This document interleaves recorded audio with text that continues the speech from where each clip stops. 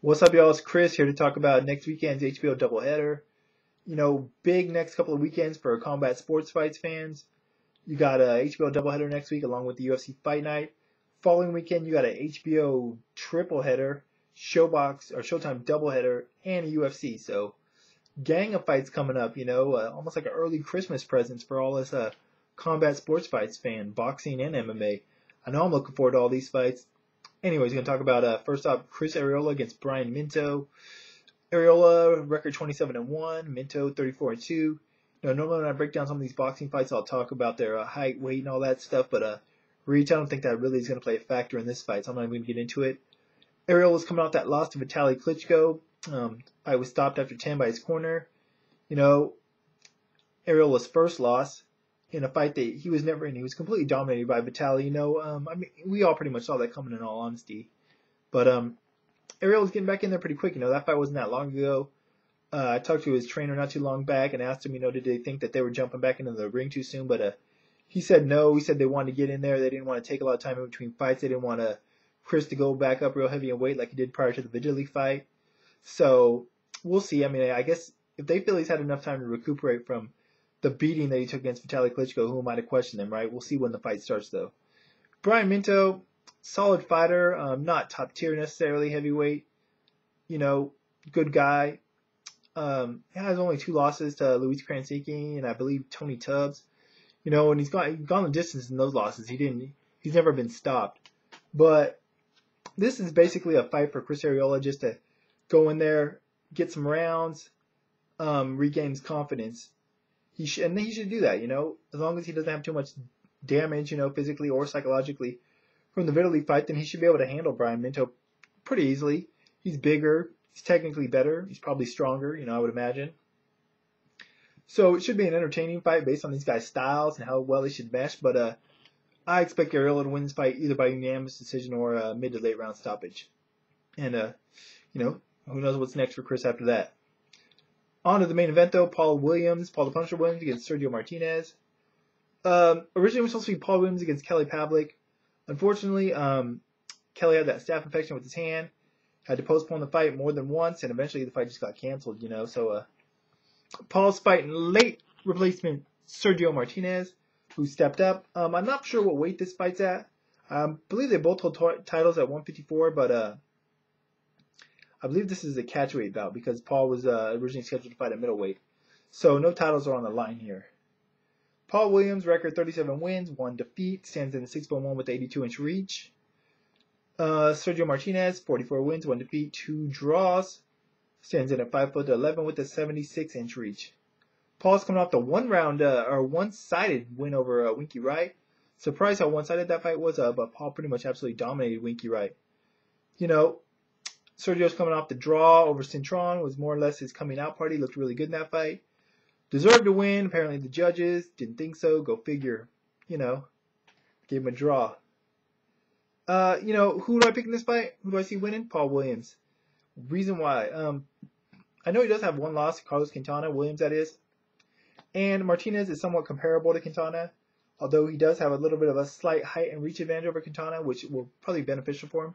But the thing with that fight, I may be wrong, but I believe Quintana was a late replacement. So maybe Williams didn't have a full time to prepare for him. Not that excuses the loss, but he did end up smashing Quintana in the rematch in 1 round. Also, Paul's actually training with sparring with Quintana for this fight, which is a good thing because he can get get in there and not only spar with the guy that you lost to, but work on those things, but also spar with the guy that somewhat mirrors Sergio Martinez, his next opponent. So that's going to be beneficial for him. Aside from me just thinking Paul's a better overall fighter, the reason I'm going to go with this fight, I know Sergio looked great against Cintron, but his one loss he has is to Antonio Margarito. Now, that was a while back, like 7 years ago or something. That was a long time ago, but still. The fact of the matter is, he did lose. Antonio just overwhelmed him, and in my mind, Paul Williams, obviously, Sergio's gotten better since then, he's improved. But Paul Williams is a better version of Antonio Margarito. Volume puncher, guy that could take a good shot and keep coming. And I expect that's what's going to happen in this fight. Another thing, Sergio Martinez, I know it's been a while ago, but 6 fights ago, he fought a guy with a record of 3 wins, 34 defeats, and 2 draws. And 2 fights before that, he fought a guy with 1 win, 7 defeats, and 2 draws. And a fight before that, he fought a guy with 13 wins, 24 losses, and 2 draws. Now, those fights may have taken place 3 years ago, but it just makes me question his resume and his level of opposition. He's got a good record, but who is that record over? Who are those wins over? Aside from Alex Bunima, who's past his prime, he doesn't really have any big wins. He looked good, like I said, against Cintrone, but that may have been a style matchup. Now, granted, he can definitely have success here. He could probably even win this fight if if it ends up looking exactly like Quintana Williams won. But I don't think that's going to be the case. Williams, whatever the reason, he definitely didn't appear to be 100% for the first Quintana fight. And as long as he's been training for this fight with Pavlik that was supposed to happen, he's more than ready. We had him on the radio show recently. Leaving in the Ring Radio, spoke with him and his trainer. You go check out the archives if you want. The guy's hungry. He's ready to get in there and tear someone's head off after all these delays. And unfortunately, I think Martinez is going to be the victim. So I got to go with Paul Williams. Just use that distance, use his jab, use his height advantage, and use his work rate, which he has quite a bit of. If Martinez can get inside, he can probably do some work there. But Williams is a pretty good inside fighter as well, even with that height. And I'm curious to see what kind of chin Martinez has if Paul Williams really puts it on him. But I just expect Paul Williams to not outbox necessarily, but outwork Sergio Martinez over 12 rounds, get a decision. It'll be interesting to see how the fight plays out, who gets the better of it early on and if the momentum shifts at all midway or late in the fight. But I can't really say, but either way, I do see Paul Williams winning this fight by decision for all the reasons I stated. Martinez can win.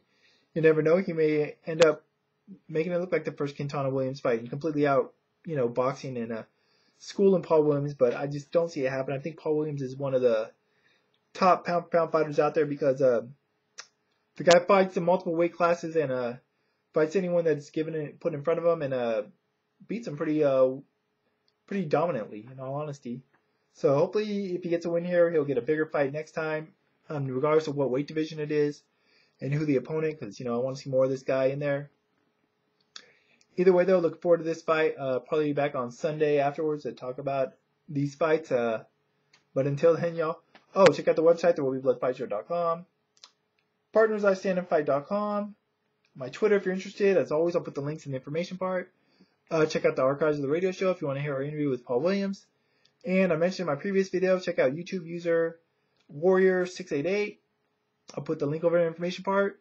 The guy's a fighter, does videos about the fights, predictions, has videos, highlight videos up, has videos up of himself training or sparring. So check out his channel. He's got a good channel. Doesn't have a lot of subscribers, but maybe if you guys check it out, he'll get some more subscribers. I subscribed. I like this channel. So that's it for now. Like I said, I'll be back on Sunday most likely. But until then, y'all, I'm out.